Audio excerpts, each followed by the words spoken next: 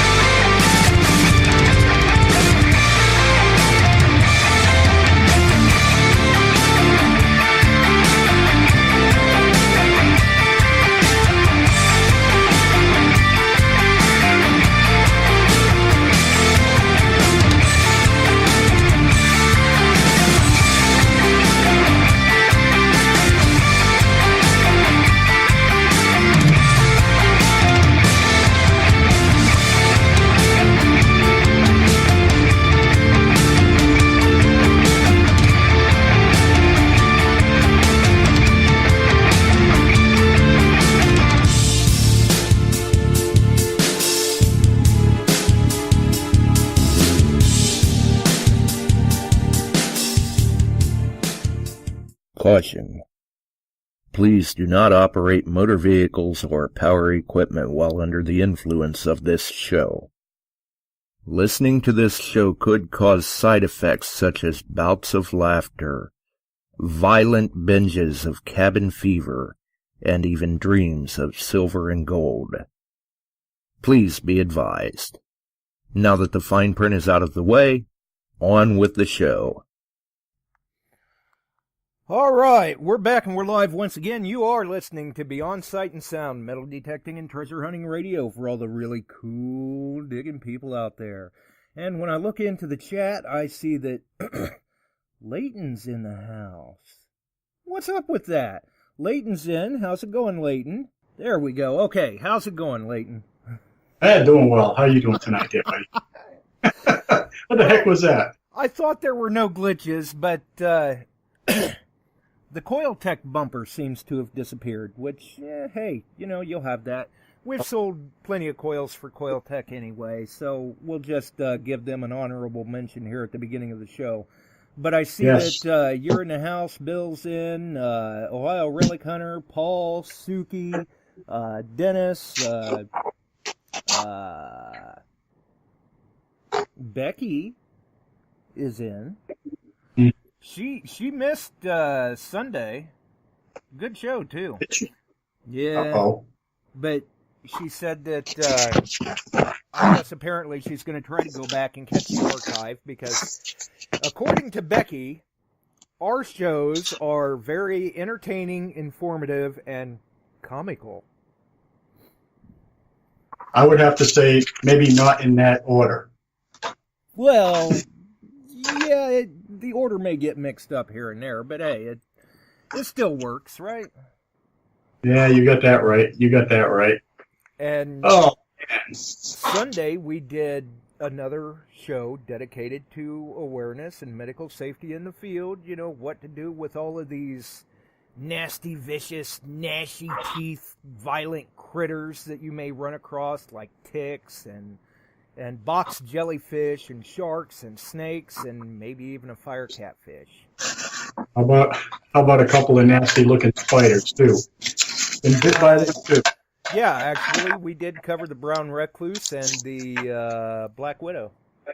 Mm-hmm. Yeah, thank goodness we don't have any of the black widows up here. You know, a little bit too cold for them. But the recluse and, you know, we got those little furry hopping spiders, and of course we've got the daddy long legs that are pretty hungry every now and then. So I guess they all have to eat, right? Right. Yeah, definitely. We covered some about the ticks and the different diseases they could be carrying other than Lyme's. I mean, Lyme's is bad enough, but there are some things out there they carry that are even worse than that. And some different ways to encourage them to back out if they're embedded in the skin, which I guess people got a kick out of that because Swansea had called in and said, well, you know, a good way is to put some Vaseline or chapstick how do we put this? On their backside. On their ass? Yeah, that's what I said. Because then they can't breathe, so they back out. And Interesting. yeah, we kind of ran off the tracks there for a few minutes because I couldn't resist. I told him, I said, I like that train of thought. I've got some people I'd like to try that with.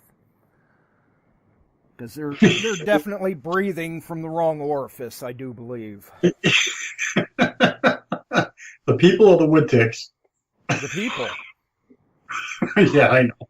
I mean, sometimes I think the wood tick might be a little better to deal with than some people. Oh, boy. Oh, boy. Is that the track we're on this evening? No. Actually, tonight we're looking forward to dealing with people. Awesome. I think we've got a very good guest on tonight. And Yes, it's going to be interesting to hear about the stories that she has to share. Actually, I mentioned it Sunday when we were live, and right away Barb's like, "Oh, that is so cool! I got to catch that one. I really like Kimmie." And come to find out, they're right there in the same state anyway. But yeah, tonight for those who, may have missed the link. I'm not sure how that happens, but for those who may have missed the link or didn't catch the end of Sunday's show, our guest tonight is Siren Kimmie from Girls Rock Metal Detecting on YouTube. And if they look in the description of the show, I do believe, as long as I got everything in there right, there's a link right there that'll take them to her YouTube channel, where if they haven't seen her videos before, which there again I'm not sure how that happens, but if they haven't seen her videos before, they can click on it, check out her channel, subscribe, maybe turn on the notifications so they can see what her upcoming videos are. She's got a very interesting twist on her videos, I guess you could say. It's kind of unique compared to some of the other videos you see out there, which is nice. It's a refreshing change of pace. So hopefully the link is in the description, and I'm sure one of the listeners can probably also drop the link into the chat as well. But while we're seeing if somebody can do that, let's go ahead and get her in here. How's it going, Kimmie? It's going fabulous. How are you? Nice. I'm doing all right. We're hanging in there. It's a little cold up here in Ohio, though. What's it like in North Carolina? It's a little chilly. Probably not as cold as what you're dealing with. I'm originally from Ohio, so I know what cold is.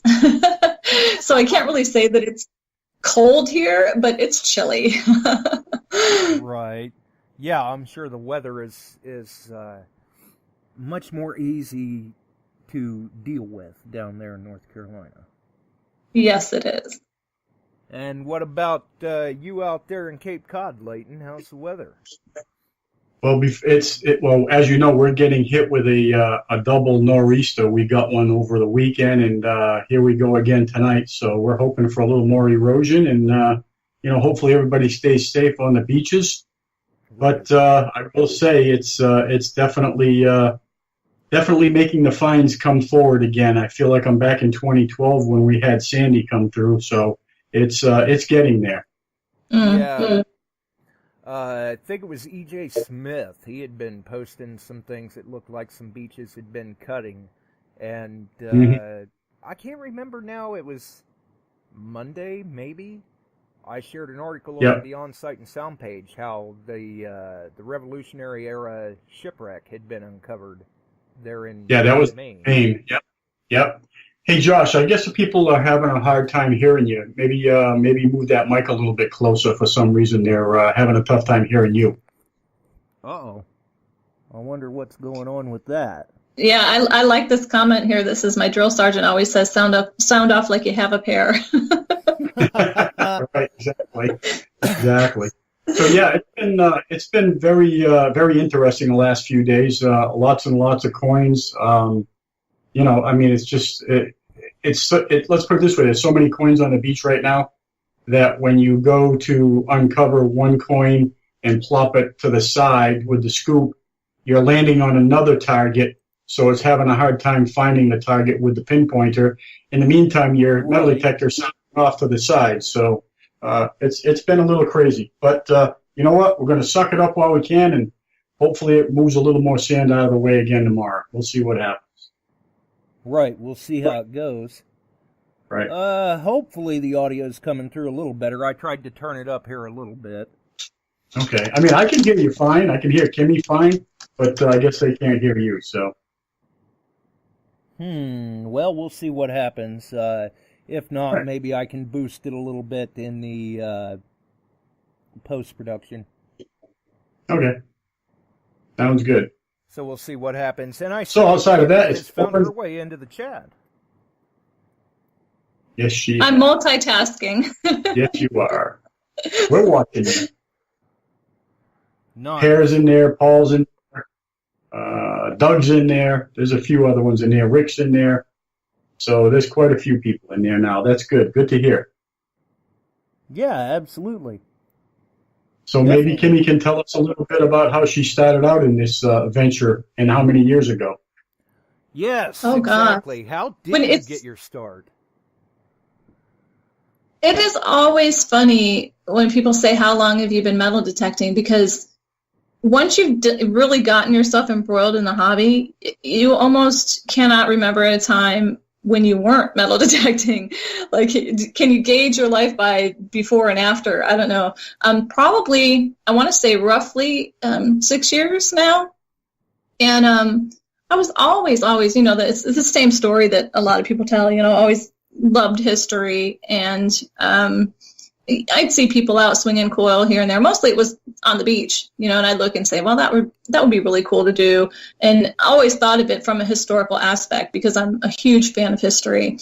And so, you know, roughly about 5 or 6 years ago, I got my hands on a Ace 350, and I have been hooked ever since. I graduated to an AT Pro with a quickness, and I have not looked back since. Those AT Pros are very popular machines. A lot of people seem to like them. They work well. I've seen many nice finds. I love my AT Pro, and I cannot tell you how many times I have had people approach me on the side and be like, hey, why don't you get this machine or that machine? I've swung the Fisher F75 a few times, and you know, I like it, but I always wind up back with my AT Pro. I love it. I know it inside and out, and I have come behind other machines and found some amazing things. So until somebody can prove to me that I cannot find what other people are finding, then maybe I would consider it. But I'm still finding stuff. You know, I think the day that I'm not finding stuff, I might have to sit and think, well, maybe either I need to move or I need to look at a different machine. But for the most part, if you've ever had experience with the AT Pro, it is a monster of a machine, and I cannot complain about it at all. Nice.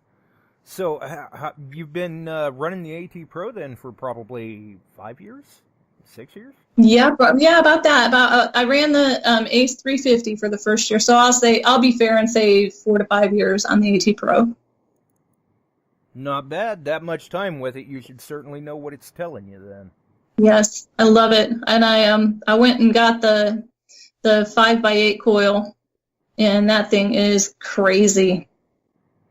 That little coil puts out an awful lot of depth for its size. Oh, yeah, I can't. I'm telling you what, I use that coil. It is the coil I have on my machine most of the time. The only time I really switch over to the 8.5x11, which is the stock coil, is if I'm going to be in the woods where the brush, we get the pine needles here and the leaves, and so you got your first few layers.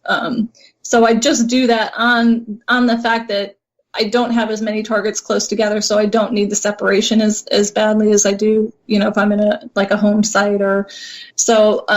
Basically, large fields and deep forest situations, I will put on the bigger coil, but for the most part, that 5x8's on all the time. Nice. Well, that works out great in those trashy areas. I know me and Leighton, we both like those smaller coils, too, for the target separation. Oh, I love it. And the 8.5x11 still has really great target separation, but that 5x8, when I go in, I can get into those trashy areas and pull out some stuff, and it's just awesome. Right. Really starts to shine in those trashy areas. You get that target separation and squeak out those good targets amongst the trash. Yeah, and I don't know what anybody else's experience is with it, but I feel like you can swing faster too. I don't have to slow down as much. It's got that kind of, it'll still pick up the tones. I might be whizzing through a field and I can still pick up the tones pretty good, which is really nice. Oh, are you normally kind of an impatient hunter? Get through this area. Oh yeah, quick so I can be. Not get through it. No, not get through it quick, but just maybe adrenaline sometimes will take over. I was talking to somebody today about this. It's funny. Like when I metal detect, I can get very quiet and seem very serious. I'm still having a good time and I'll laugh and I have fun. But it's almost like the only way I could equate it was an athlete in a big game. It was like I'm focused. I really get focused, and then if I really get going and the adrenaline gets going, sometimes I can go a little bit fast, and I have to remind myself to slow down, take it easy, especially if some really amazing things are coming up. Right. We call that getting into the zone.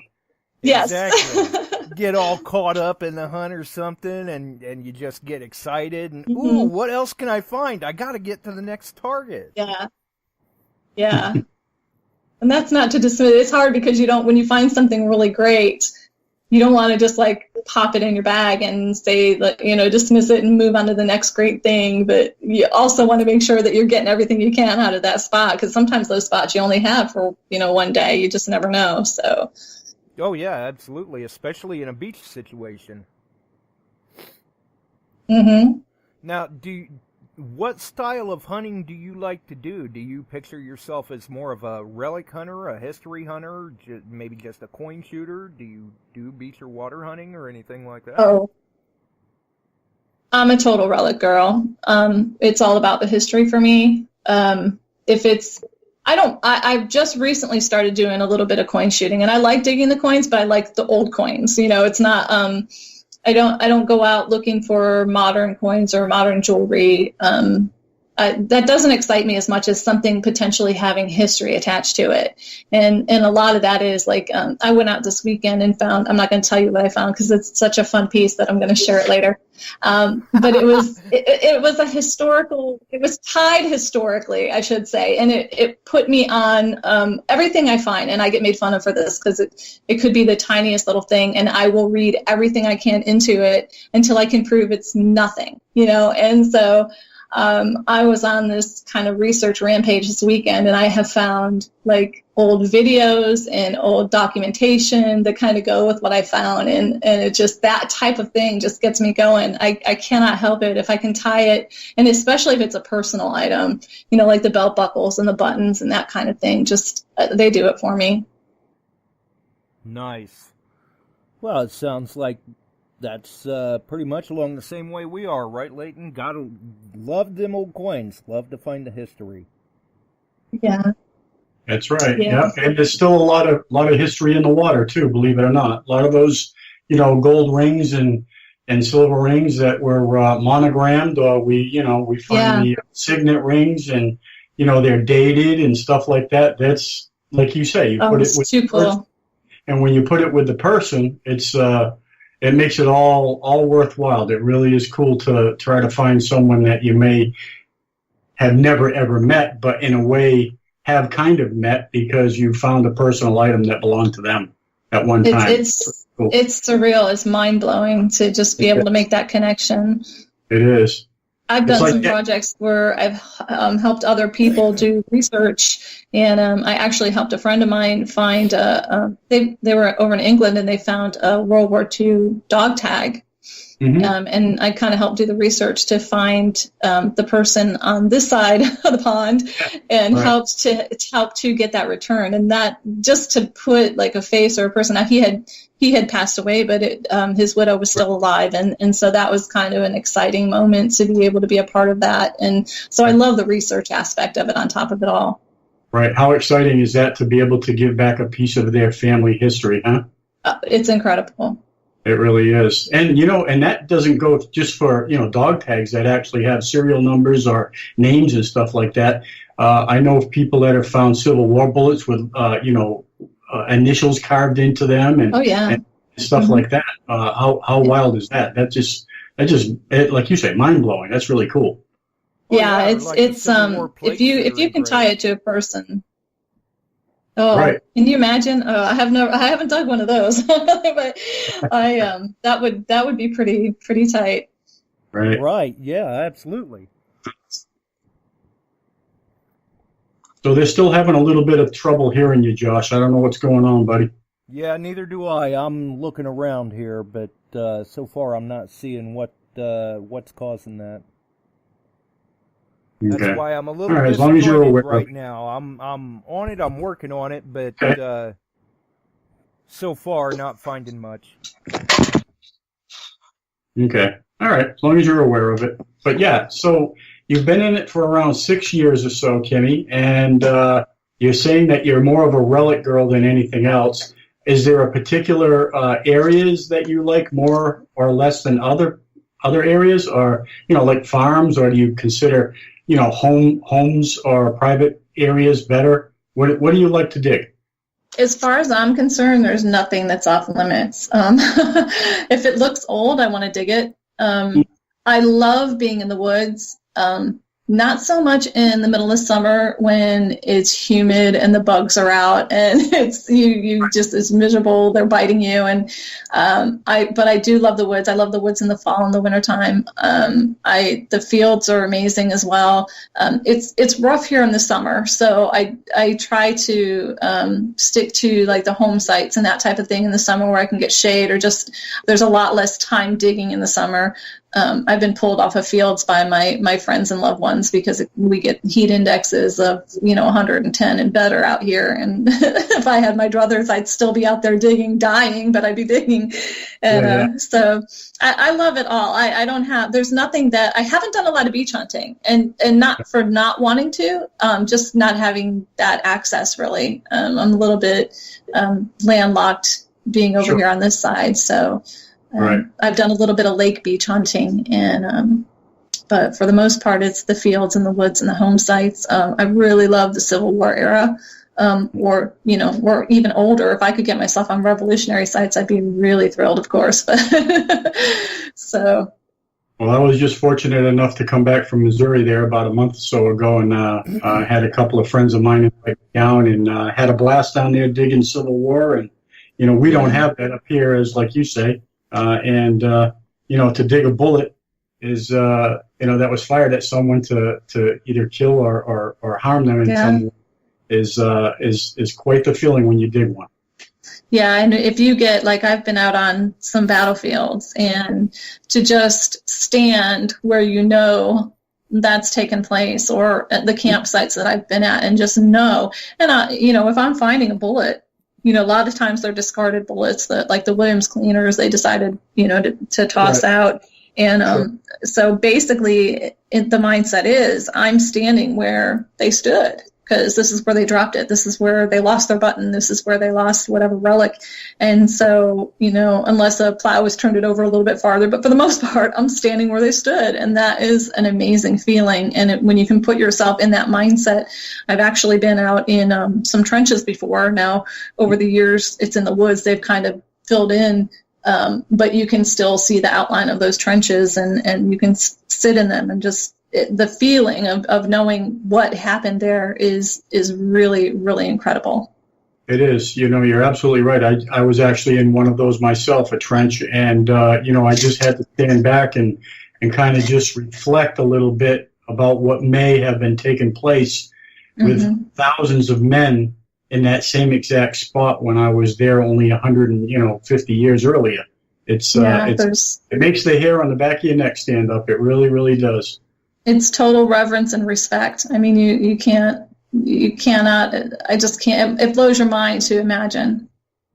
Well, listen, I don't want to sound like a creeper or anything like that, but I did look at a couple of your videos there between yesterday and today, and I noticed that, you also do a little bit of, if you see some old trees and stuff like that, I see you kind of just pop off the main stream there, and if it's on the side of the road, Well, have at it, right? So, Oh yeah. tell us a bit about strip hunting. That's what we call strip hunting. So, what have you found in some of these little areas where people just pull off and park and jump out of their cars? Have you been lucky enough to find silvers and stuff like that? Recently, yes. Believe it or not, I had been holding out, not doing a sidewalk strip near where I work, and only because it's such a heavily traveled area, and I still have those moments where I like being in the more quiet spots, not a lot of traffic, not a lot of people watching, that kind of thing. And so this is one of those situations where it's a high traffic area, and I've been wanting to hit the sidewalk strip for a minute, and I went out there, and within a half hour I pulled a silver quarter and this really awesome, and it's going to come in my next video, but this really awesome police bell. And it's crazy because I've been trying to research what this is, and I don't know if you guys know what a gremlin bell is. They're on motorcycles, and they're supposed to ward off like the gremlins and evil spirits. Yes, it's bigger than that. It's quite a bit bigger than that, and it's I haven't even figured out what metal it is because I can't decide whether it's not pewtered because it's not magnetic. It's not. They might be silver plated. I don't know. It could be nickel.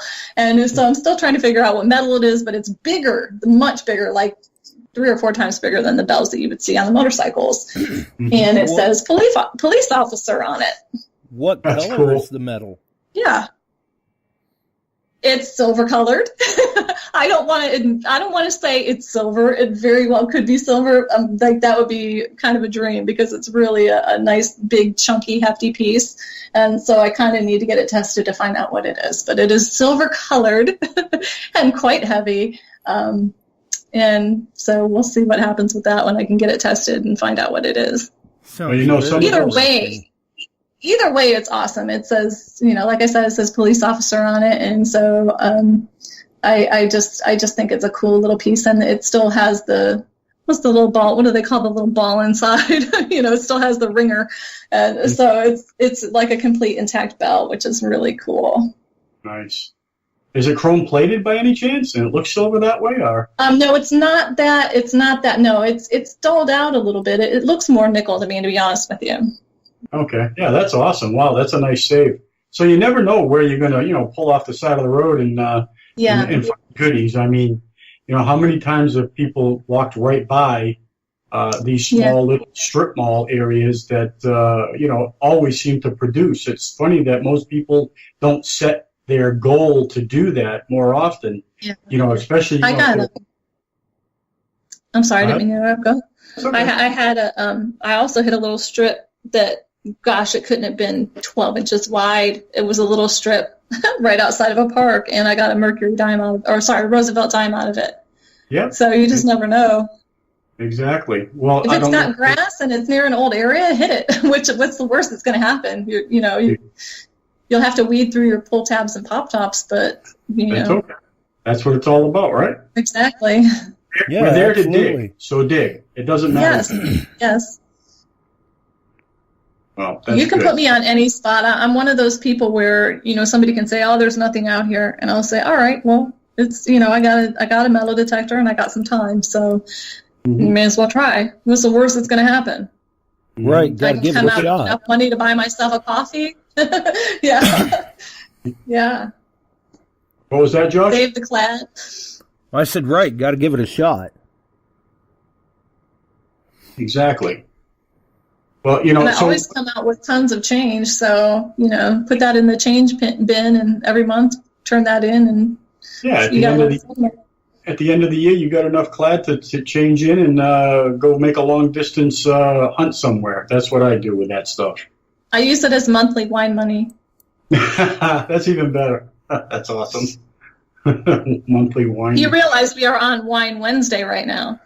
Oh, we are. Okay, Wine Wednesday. Well, okay. Well, I guess those days are long gone for me, but okay, we'll go with that.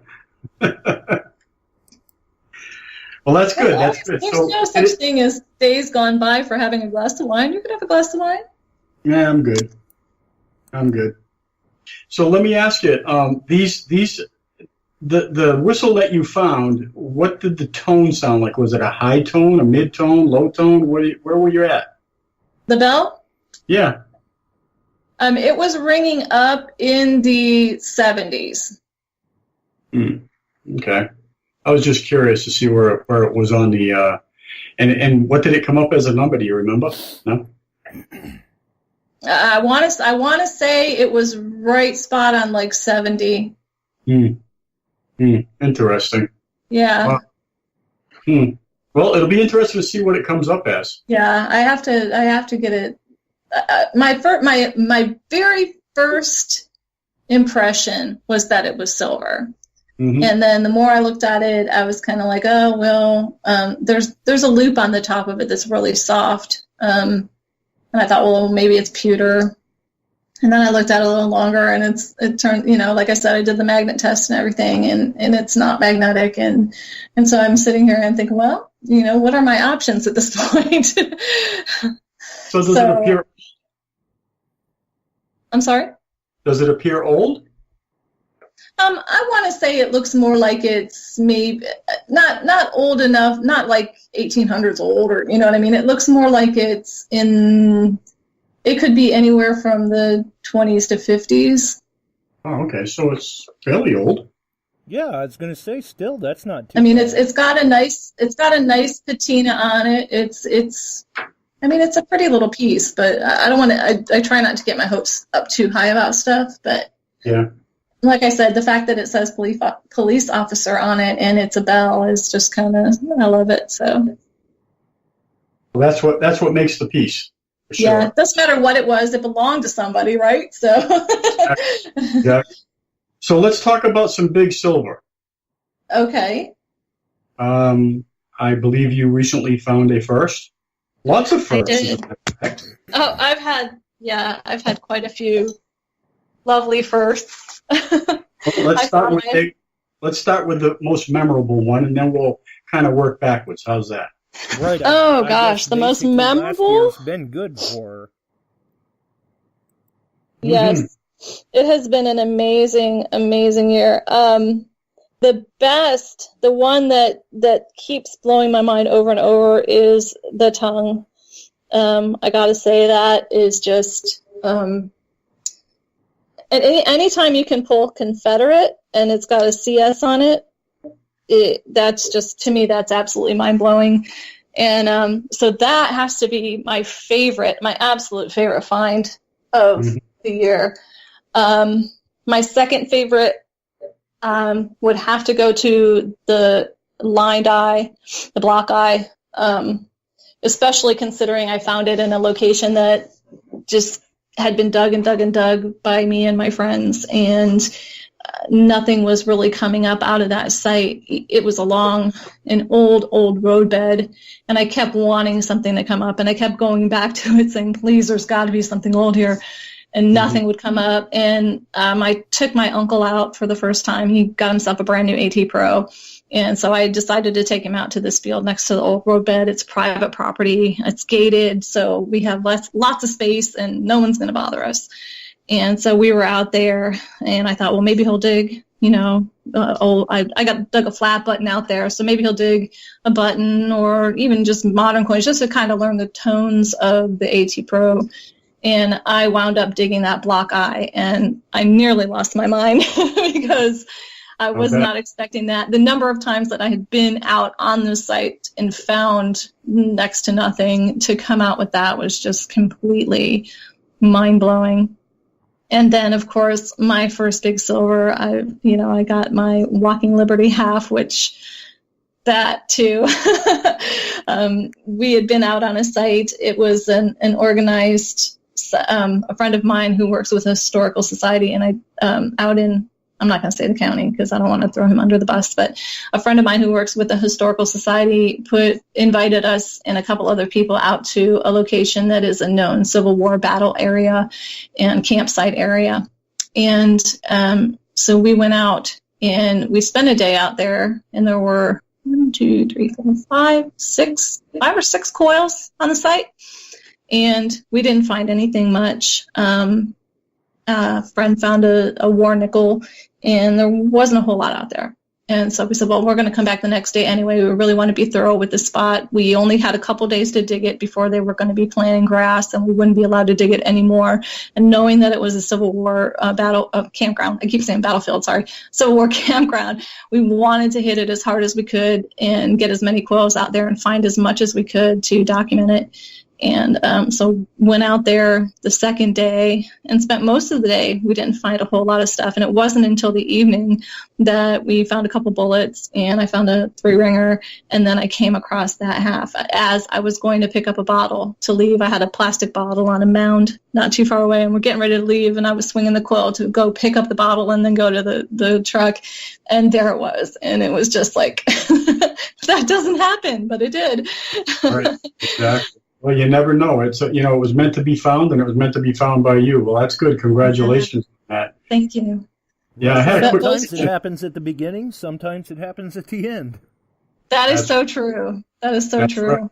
I mean, it's always nice to get the monkey off your back as soon as you get there, but, that's what keeps us going back and back and back, because when it does finally pop, it's like, okay, I knew there was something here. Yeah, and that's testimony, too, to not both of those, like the half and the block eye, that even if you think a spot has nothing, it still has the potential to have something. And I think that's what really hooks me, You can't, and I can't tell you how many times, like the spot that I found the bell and the quarter, and this piece that I'm not telling you about is, somebody told me that they had dug it pretty well. And so we went out there digging it over the weekend, and it was just like two silver quarters have come out of the spot, and you know what a silver quarter sounds like. So don't tell me that it's been dug that hard if there's still 2 silver quarters, this bell, and this other piece that I found. I'm just kind of like, okay, so we really need to hit this spot hard, because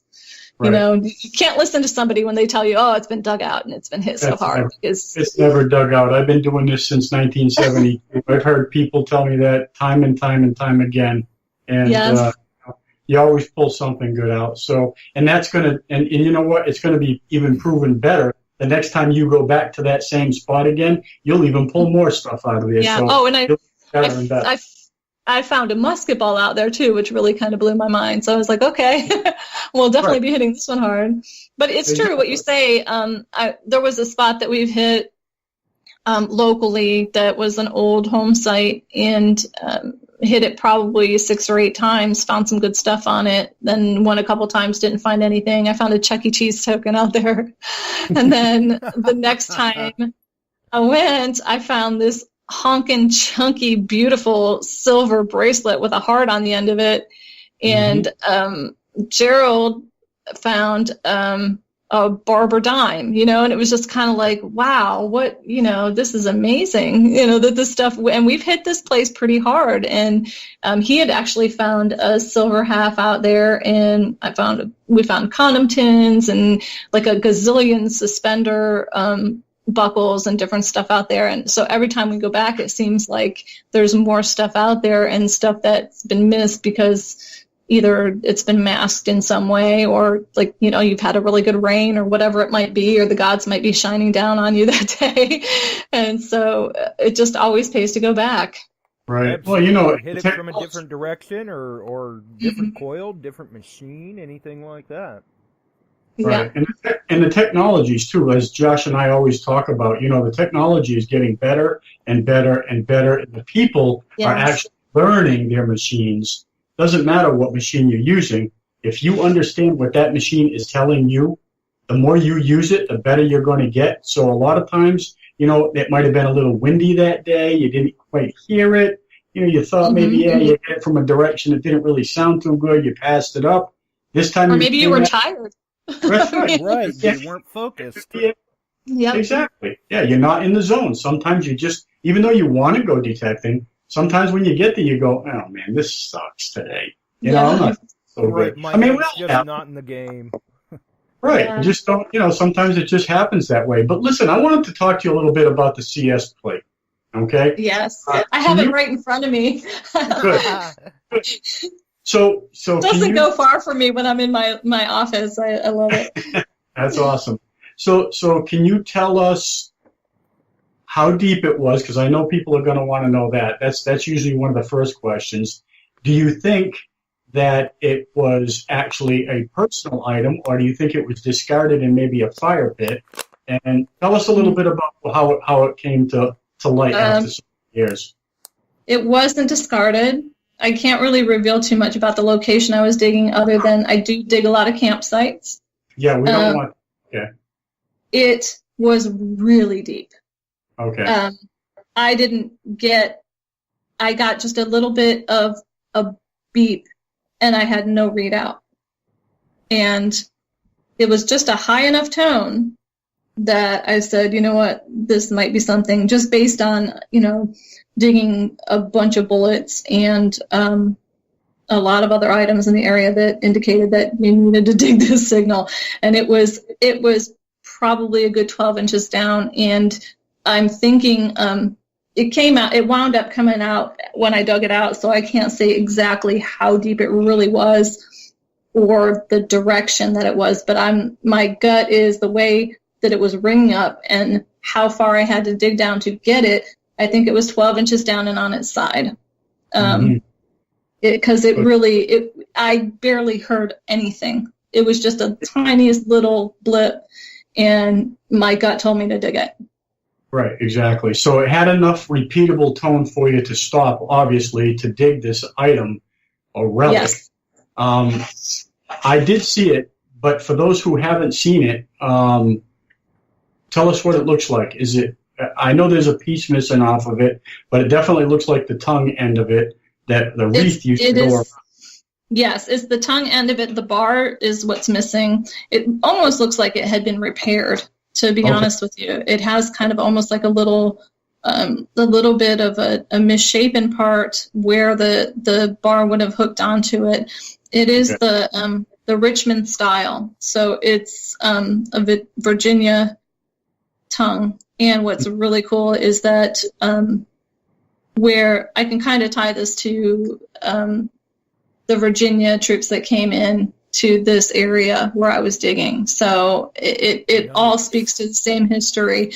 So it's really cool. I mean, it's really, really special to me just because I kind of have it goes in line with the story of this site. And like I said, I've been working with somebody from the Historical Society, so it does go really, really good in with the site and the troops that were coming through. And so I'm very pleased with it. The fact that it's the Virginia style. Yeah. Right. So it's very exciting to see that, and I will tell you, I have dug in Virginia myself, and I was about 10 feet from a guy who actually got one just like yours. His was like brand new. It came out. It was like it was bent just a little bit, but I'll tell you, that thing was superb. I can promise you that myself and everybody else around me tried to find the rest of this thing. If it's out there, it is way too deep to be found. And what's really sad is I don't know what opportunity I'm going to have to get back out there. I've got to do some begging to see if I can do that. But it's one of those things where when this thing came out, it literally, I had it in my hand and I saw the back of it. And you were talking about my first large scent this past year that I dug. And the first large scent I dug, it took me some figuring it out to really understand that it was a large scent, because it had either been put on a railroad track or it had been beat up pretty bad. And the hooks on the N and the T for large scent is what kind of gave me the hint of what that was. So I'm sitting here holding this in my hand thinking, don't tell me I got another crappy, beat up large scent, And I flipped it over and I ran my fingers over and I saw the CS and I went nonverbal. I was just like, no, somebody's got to be playing a joke on me. But I knew because of how deep it was, that wasn't the case. And I was just saying, oh my God, oh my God, oh my God. And one of my friends was standing nearby, and he had been walking around, and he's my friend who's from the Historical Society, and he had been walking around, and he's talking about the area, and he's talking about, giving like a little educational spiel about the area. And I went, oh my God. And he thought I was referring to the story he was telling about the area. And he says, no, yeah, really. And he keeps telling his story. And I'm like, no. Oh my God. He says, yeah, really. I'm like, no. Oh my God. He's like, what? And then Gerald was down the end of the field, and he's like, she's got something. And they both came over, and I literally was just like, I can't believe I just found something CS. I can't. I mean, it's just total shock sets in. Yes, especially when I thought it was going to be a beat up large set. I flipped it over, and a CS is staring me in the face. And were there any other relics that pertain to the Civil War that were found that particular day? Yes. 3 ringers, Williams cleaners, percussion caps. That site also pulled out a couple buttons. So yes, it was definitely a good spot. Nice.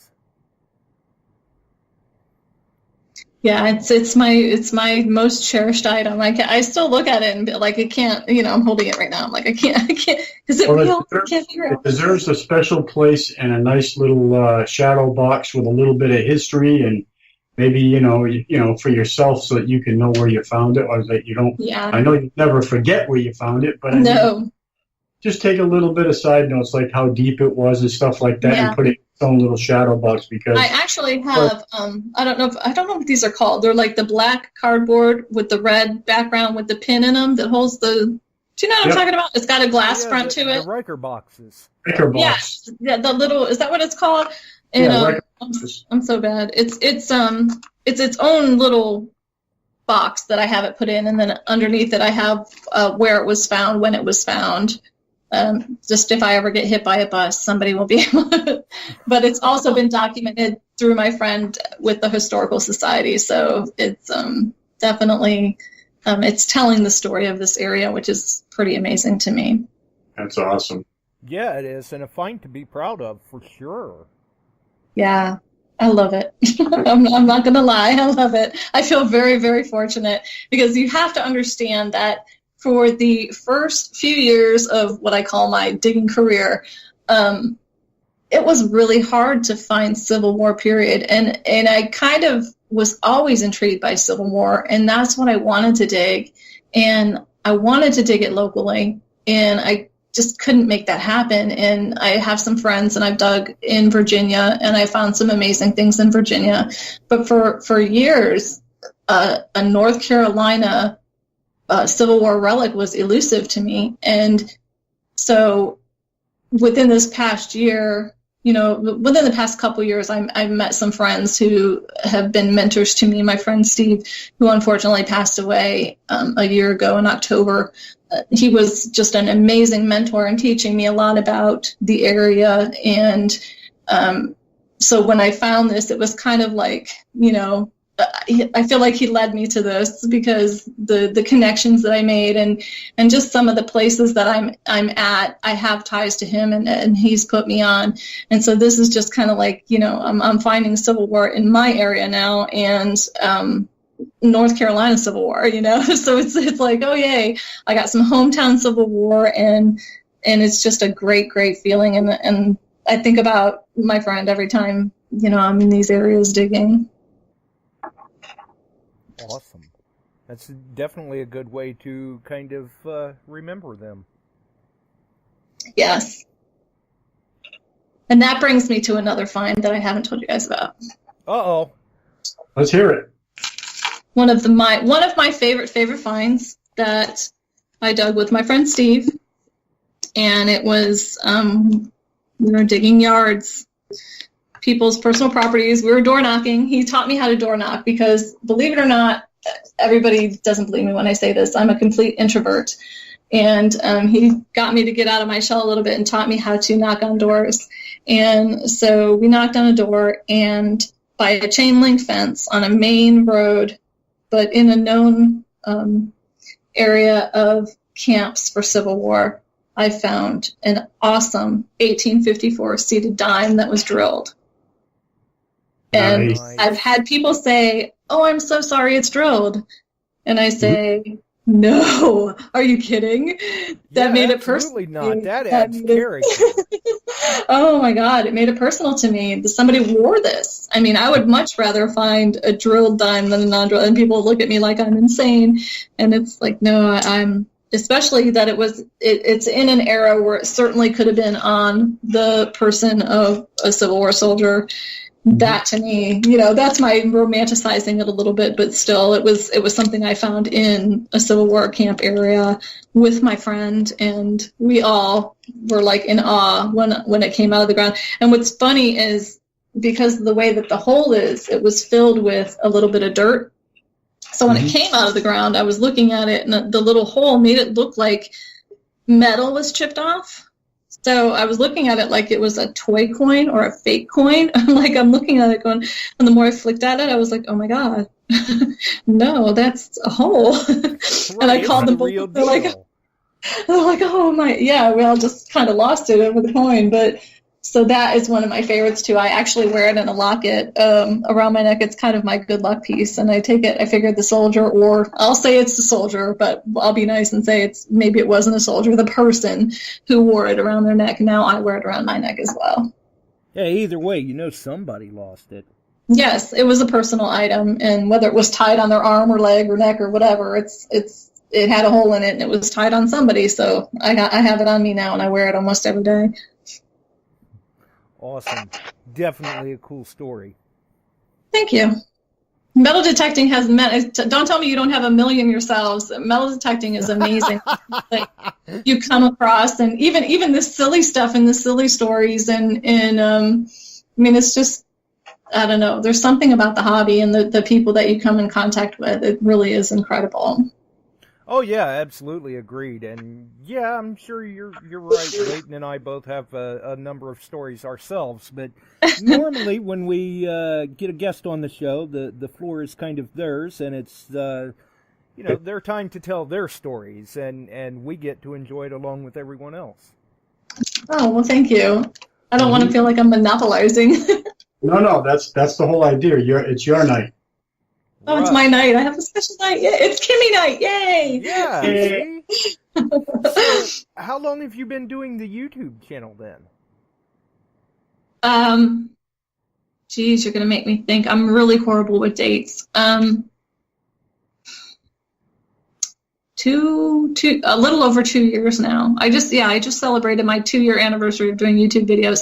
I was actually the voice behind the Thrills in the Dig videos for a while. I was like behind the scenes doing all the filming, and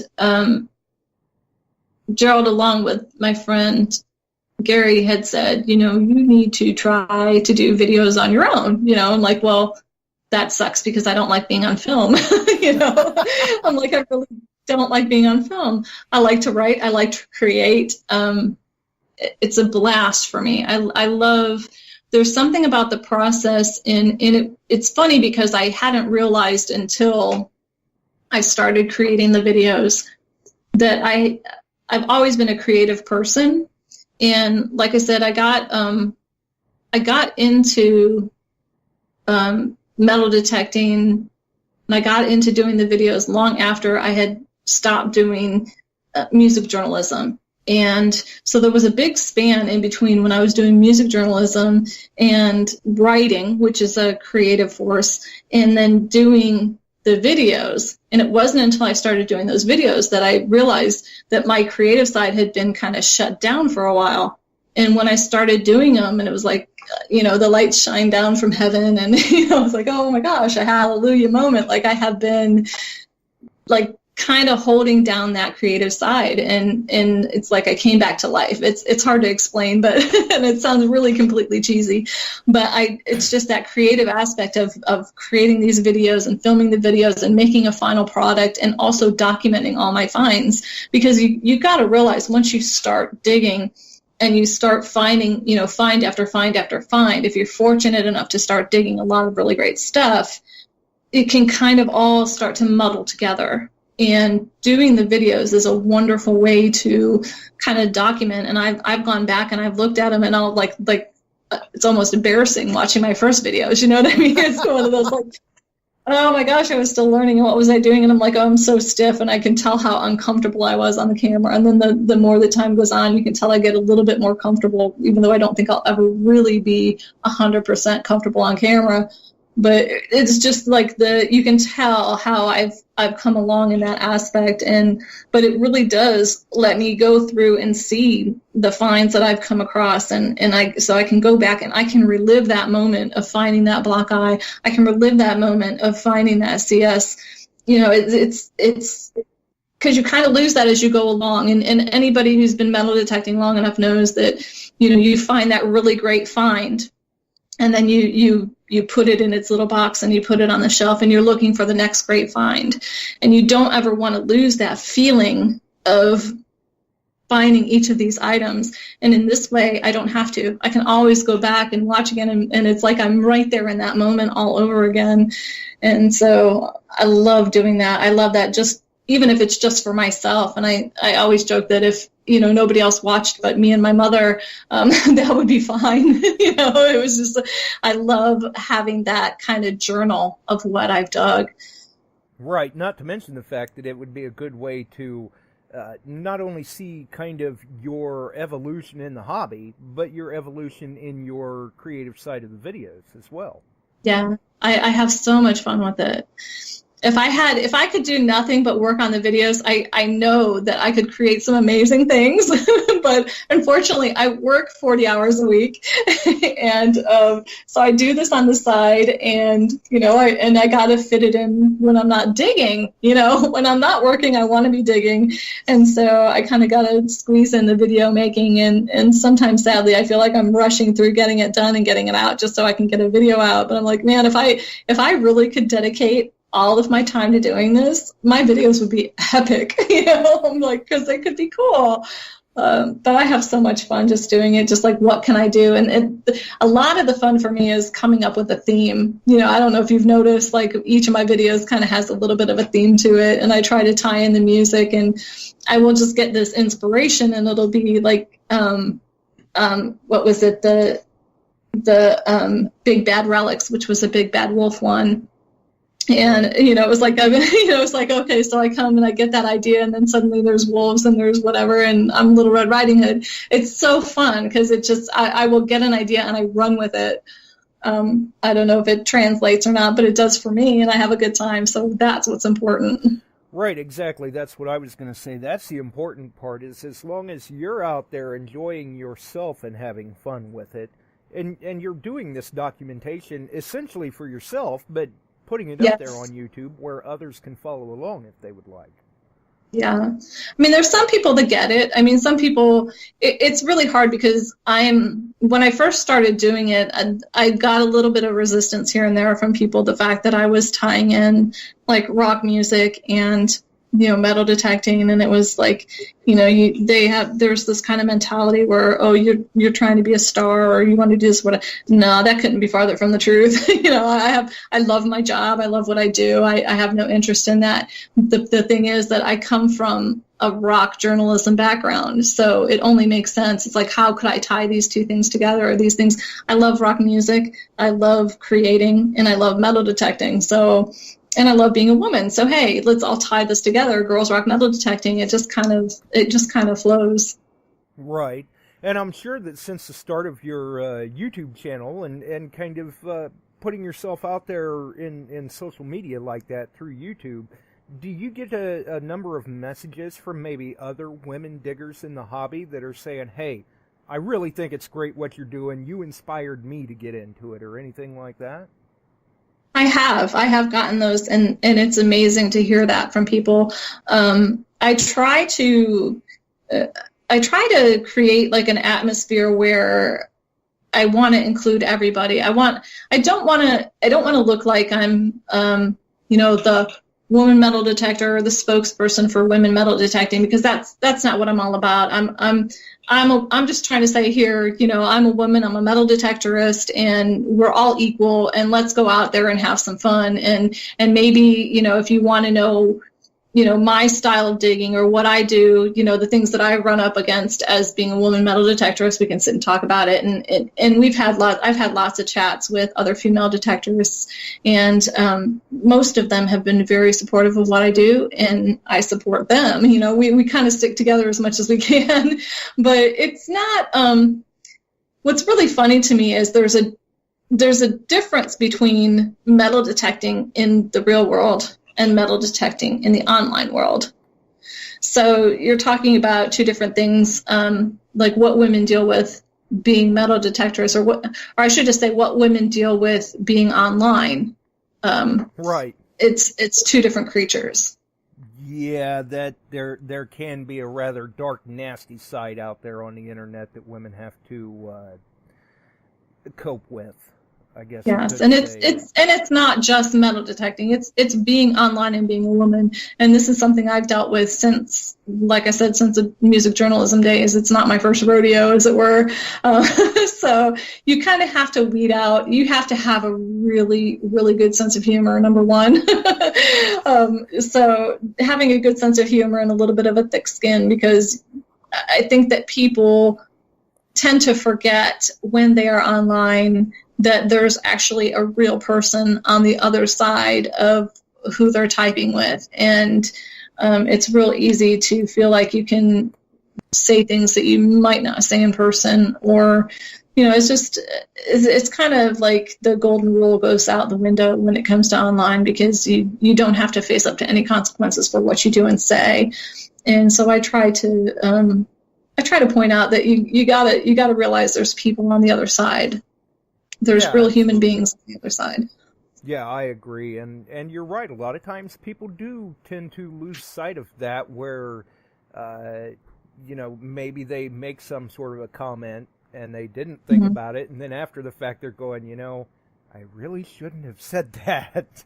Right. Like would I have said that to that person if I were standing face to face with them, or would I have, you know, sent that picture, or would I have, you know, I mean, it's just, you got to think about people as people, because the more we navigate the world through the World Wide Web, the scarier it can get. And I've seen bullying, and I've seen lots of really not nice things go on. And I always try to be, through what I do, I always try to be very diplomatic and very just, let's, you know, everybody get along and everybody be good to each other. That's always been and always since day one, everybody just be good to each other, love each other. You know, maybe it's my hippie side, I don't know, but so. Right, create, not hate. Yes, there's no reason for it, because I think it's really funny to me when I see, not funny, but it's disturbing to me, I should say, when I see people in the metal detecting community fighting, because they have so much in common, you know, and it's like if they would step outside of what they're arguing over and just kind of look at each other and the things that they have in common, they might really realize that they could be friends or should be friends, but because the internet got in the way, so to speak, that stopped that from happening. And I feel badly about that for people. Right, that does make a lot of sense. So obviously then you certainly have to deal with many of the same things that other women in the hobby have to deal with in regards to the problems, or I guess in a sense sometimes maybe some people may view that women in the hobby may be at a bit of a disadvantage because there's not as many of them out there, and maybe that makes some people view them as a bit of an easy target, so to speak. I think it comes back again to the difference between real life and online. The people that I dig with are very respectful, and we're just detectorists. You know, it's not whether I'm a woman or not a woman. And in fact, I've had a couple of gentlemen that I've dug with that we've gone through some pretty extreme, physically taxing hikes up hills, down crevasses, through woods, and pretty endurance type digs.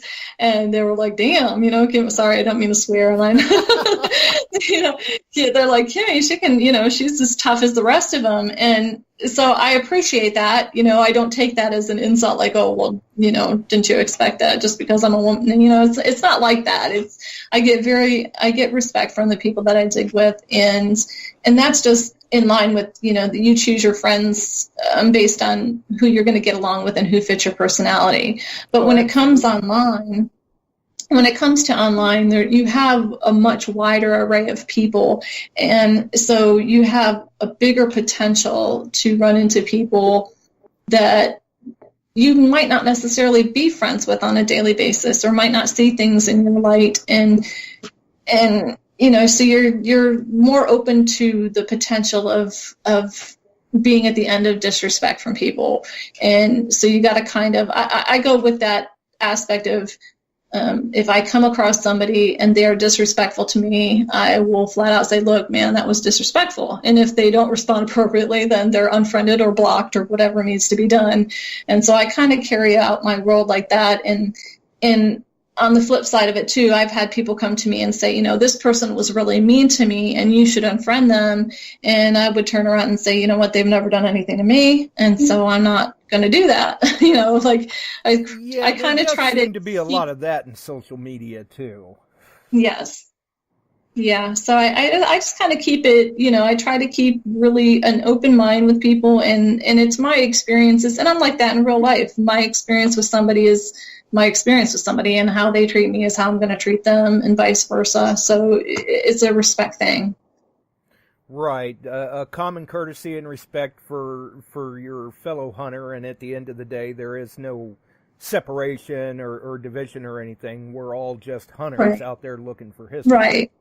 And I think that's the thing, is that, in real life, everybody knows just because I'm a woman, that doesn't mean anything about metal detecting.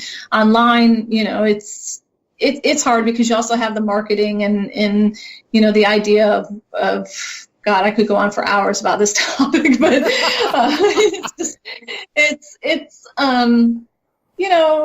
you get that you've got to be careful on the internet, period. It's not a metal detecting thing. It's a social media thing. It's you don't know who you're dealing with on the other line. You have to be careful. You have to be safe. And it's not just women, it's everybody.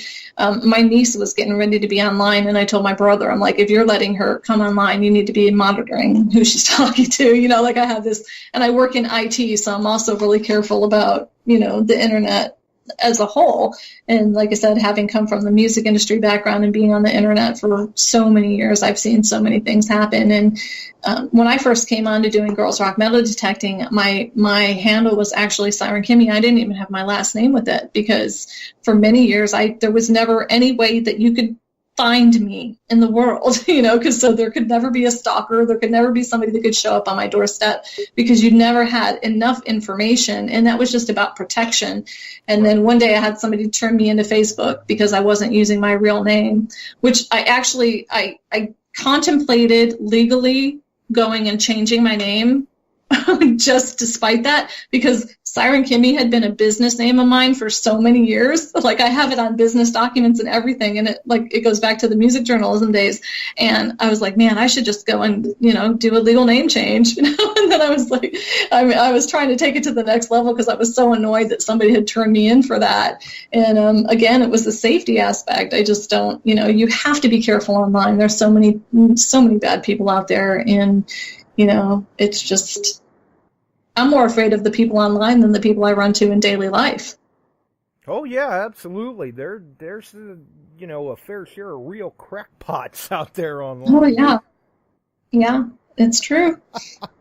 And I can understand what you mean. I mean, I got caught with the whole Facebook thing a few years back myself too, and I thought, do I really want my name out there? Yeah, it's hard, and they force you to do it. Yeah, exactly. It's almost kind of in a sense a bit fascist. Well, and here's the thing is, I looked at it like, I understand they don't want me to use the name like Madonna, They don't want me pretending to be somebody that I'm not. But I was never pretending to be somebody I wasn't. Like I said, I've had that name for years.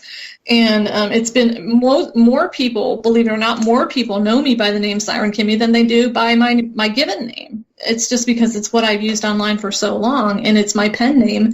And so it almost like took that away from me in a sense. And so they don't, Facebook, I kind of get there's so many people and there's so many profiles, and how can they track everybody? And so from a business standpoint, I understand the less work for them, the better. But the whole aspect of, if I'm trying to be somebody else, okay, who was I trying to be? If you're going to turn me in for portraying myself to be somebody else, who was I trying to be? Me, because there's nobody else with that name. So I don't know. It's just one of the hurdles that you kind of have to get over. And so I had to bite the bullet and use my real name, and it killed me. I went for 48 hours. I sat there thinking, should I go and change my name and not do this because it's a safety issue? And that's what it was for me. And I actually flew off an email to Facebook saying, if I wind up dead in a ditch, this is on your head, just kind of joking about it. But, seriously though, it's a safety issue for many people. But I don't know. And how many times have I come across somebody that's been portraying to be somebody they're not with a fake name, that's done something nasty or said something nasty, but they're not getting punished. They're not getting punished to have to change their name to their real name. They're going to carry on, and all they do is close down and open a new Facebook account with a different name. So it's not like it stopped anybody from doing anything they shouldn't be doing. It's just stopped people from me being safe. So it is what it is. I guess you just kind of roll with it. Right. I actually had that problem today in the sense where it's like, well, what do I put down for her name?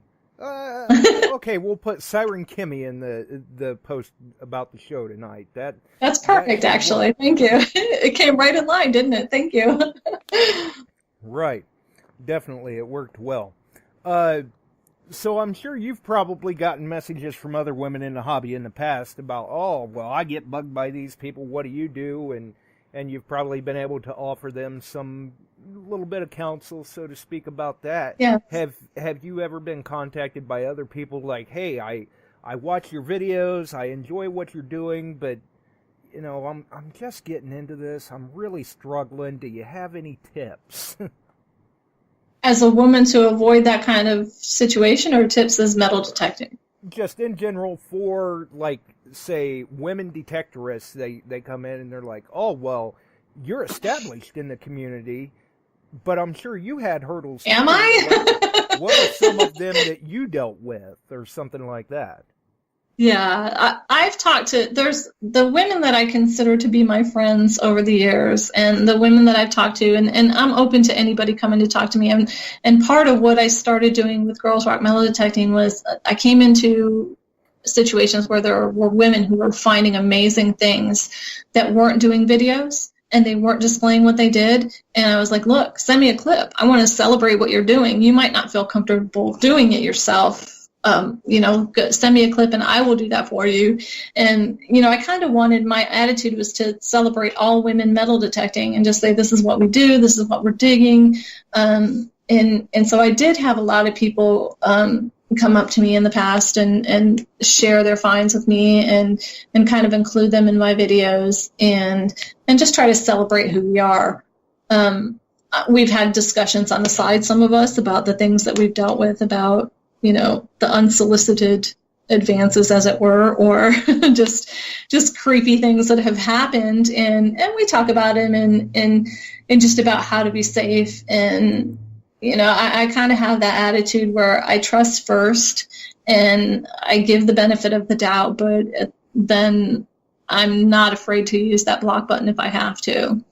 And that's kind of how, and it's the same with drama too. If I see pages that are a lot of drama, I will pull myself out of them. If I see people that are constantly posting drama, I'll unfollow. If it gets ugly, I will unfriend. If it gets really ugly, I will unblock, or I will block. And it's just a matter of, like I said, I work all day long. The last thing I want to do when I look at Facebook is look at misery. I want it to be metal detecting. Right, we're all out there trying to have fun. Let's have fun. Exactly. I don't want to hear people arguing with one another, and I want to enjoy. I'm here because I want to metal detect. I want to look at what you found. I want to share what I've found. I want to learn from you. I want, if I have something to offer, I want to share that as well. And so I think that's kind of the aspect I want to come from, and I try to celebrate that in what I do, and just, we're women, we're different, but at the same time, we're the same. We're, at the end of the day, we're all metal detectorists, and I'm in the middle of writing this piece, and I'm going to give a little bit of a rip off of my piece. It's I was in this document that I'm writing up. I said, we're all women, we're all men, we're metal detectorists. The biggest hurdles we have to worry about is where do we take a wee in the woods, and finding a better sports bra. It's like that's our big differences. But at the end of the day, we're all still looking for the same thing, and whether it be jewelry or coins or relics or whatever it is the proverbial treasure is, we're all looking for our treasure, and at the end of the day, we're all metal detectorists. And I think that's what we need to try. That's what I try to get across with what I'm doing, is I might be a woman, but I'm a metal detectorist. And that's a great way to put it. You are correct. At the end of the day, that's exactly right. We all are just detectorists out there trying to find the history. That's the truth of it. And if you get your joy from finding jewelry, or maybe you're just somebody that wants to go out there and find money, just to help pay the bills, whatever it is you're doing through metal detecting, it's the joy of metal detecting. I might not have the same style of detecting as you. I might not be looking for the same things that you're looking for. I might not get the same joys out of it, but none of it is wrong, like so many people I've seen just get so hung up in if you're not a serious metal detectorist, or if you're not looking for history, or if you're not looking, look, there's no wrong about it. If you're detecting because you love detecting, then what's the problem? Find whatever joy you find. How is there a right or wrong way? It's working for you, yes. And that's the important thing. My way might be wrong to somebody else. They might be like, oh my God, I don't want to look at all that old junk, I want to find jewelry, I want to find diamonds, I want to find gold.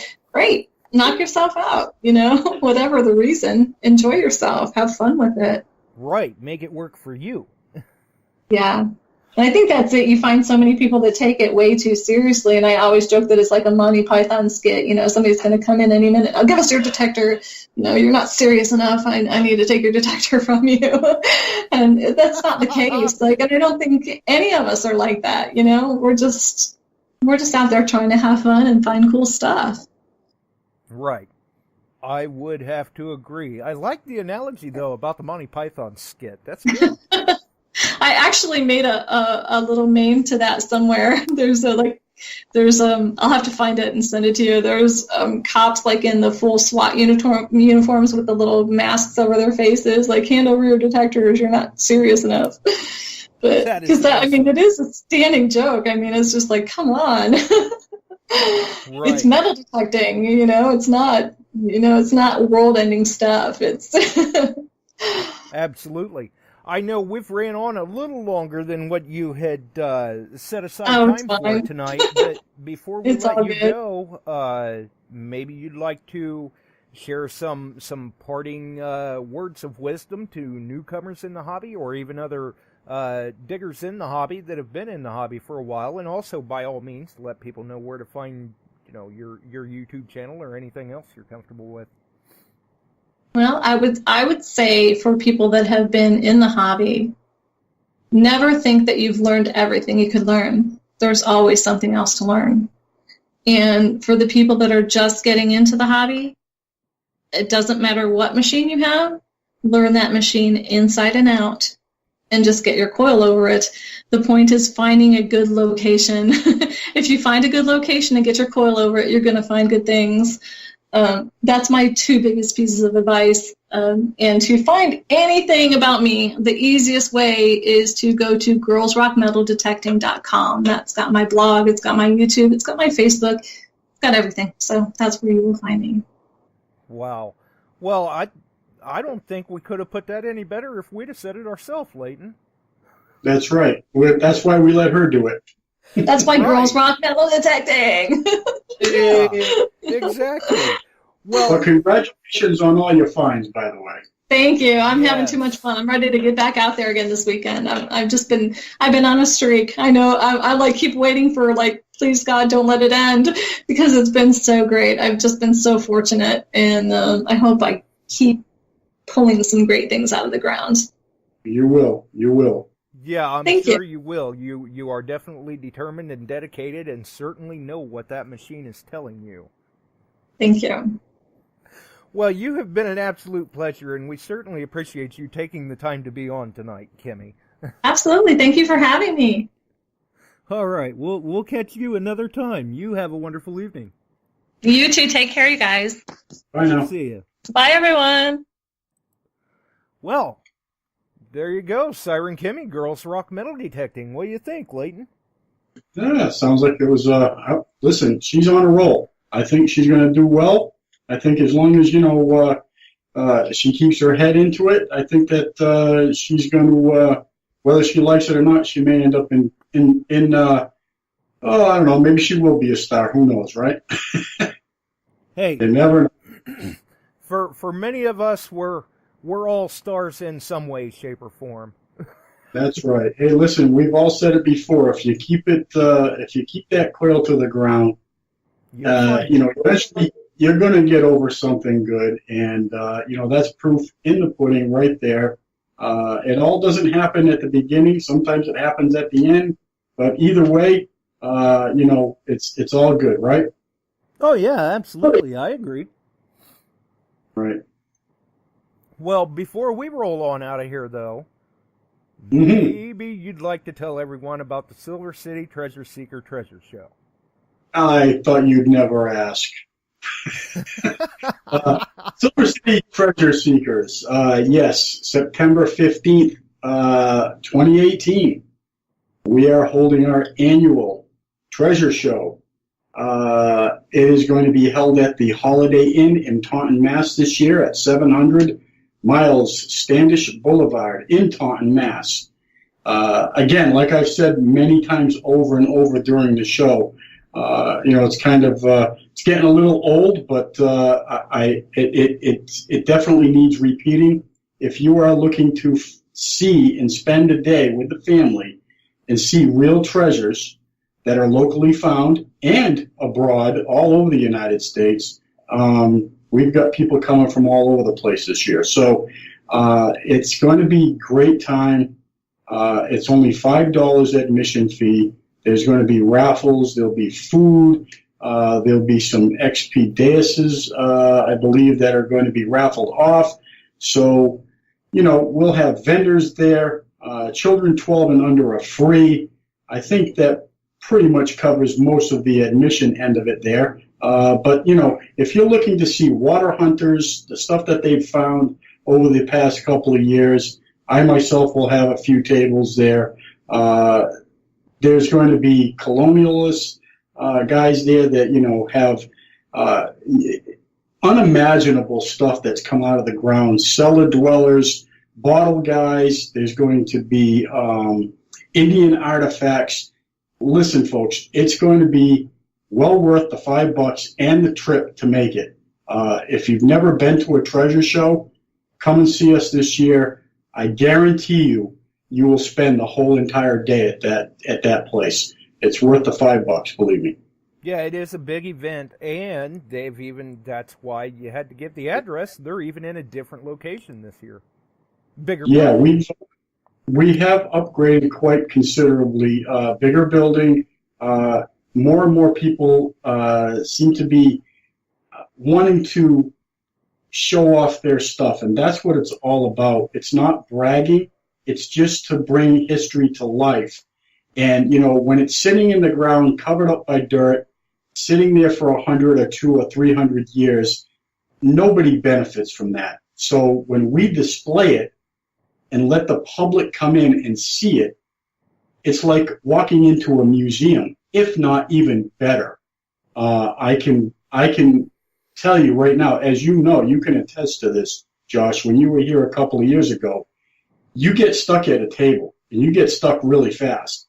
A lot of times there's not even time to even go from table to table because you just get caught up so deep into the stuff that's sitting in front of you. I mean, it really is a walking history museum when you come to this thing.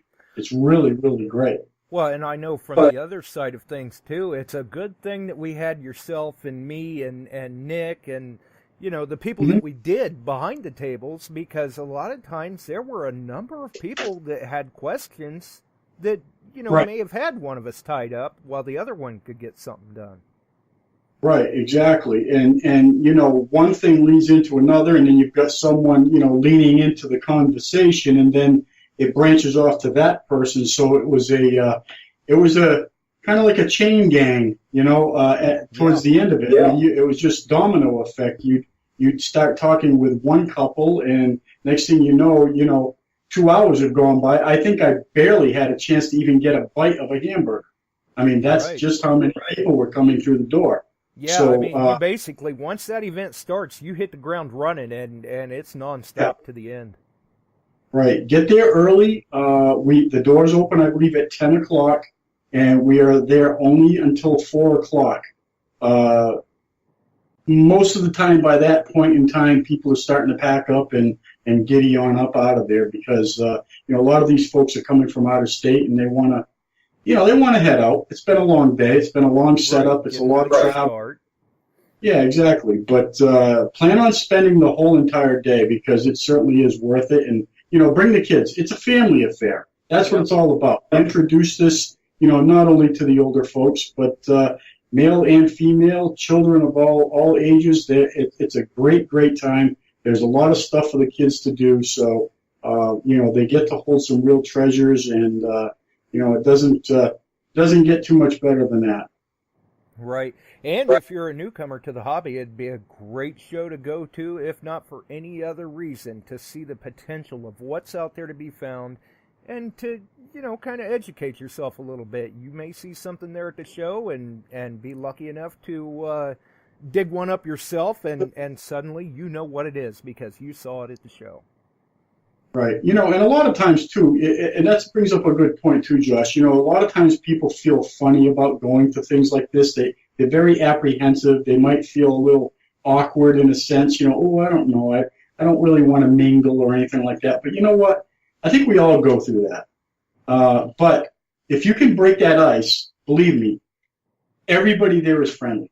Everybody is willing to tell you exactly what you need to know to be productive hunter, to learn, and to understand your machine. If you don't have one, there's plenty of recommendations. You know, everybody has their own little kind of machine that they all like.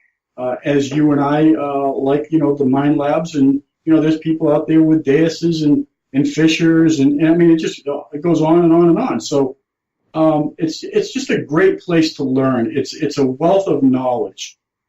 Right, and like you said, as long as you can break the ice and get out of your shell, so to speak, and actually get out there and mingle with these people, you are going to learn.